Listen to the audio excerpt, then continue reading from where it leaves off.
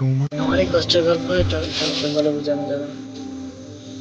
এই দিন থেকে রাত, রাত থেকে মধ্যরাত পরিশ্রমের কথা কাউকে বলা হবে না। সবাই সাকসেস হলে বাহাবাড়ি, এটাই প্রত্যাশা, এটাই প্রকৃতির নিয়ম, বাস্তবতা। কিন্তু এই সফলতার পিছনে গল্প, এই গড়টা বেরো কিছু একটা পিছনে ছুটছে, এটাই জানি। কিসের পিছনে ঠিক নির্দিষ্ট করতে পারছি না।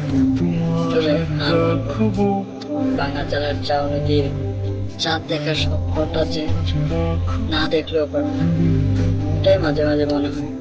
তবে সবার থেকে আলাদা হওয়ার চেষ্টায় নিজের বুক মাটিতে লেগে যাচ্ছে। তবু বাস্তবতার কাছে হার মানা যাবে না।